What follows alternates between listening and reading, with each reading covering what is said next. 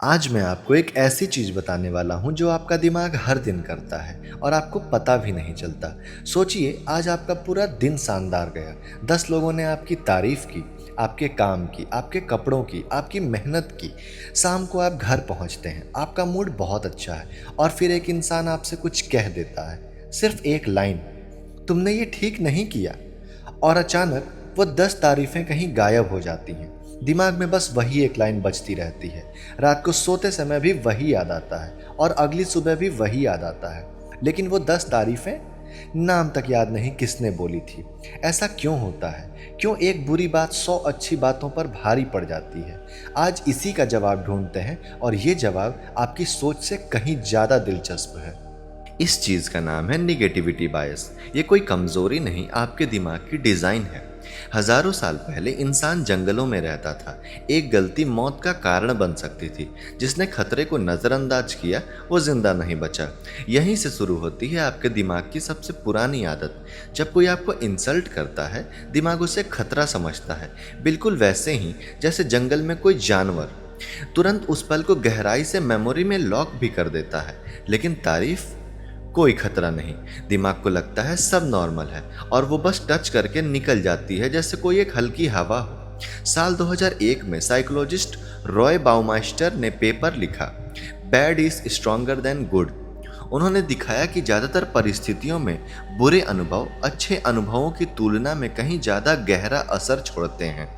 यहाँ एक चौंकाने वाला फैक्ट है। साइकोलॉजिस्ट डैनियल कैनीमैन और एमोस टबस्की ने पाया, अगर आपको रास्ते में 100 रुपये मिल जाए तो जो आपको खुशी होती है वो उस दुख से आधी होती है जो आपके 100 रुपये खोने पर होता है। मतलब पाना और खोना बराबर नहीं है।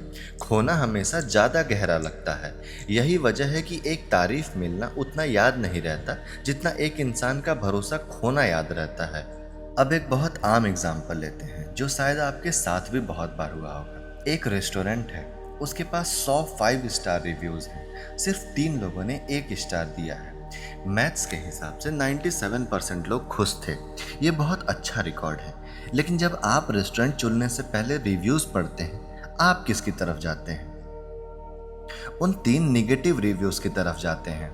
आप उन्हें ध्यान से पढ़ते हैं, हर शब्द को। और अक्सर सिर्फ उन 3 रिव्यूज़ की वजह से आप वो रेस्टोरेंट जाना ही कैंसिल कर देते हैं। 100 अच्छे अनुभव 3 बुरे अनुभवों के सामने हार जाते हैं। यही चीज़ रिश्तों में भी होती है।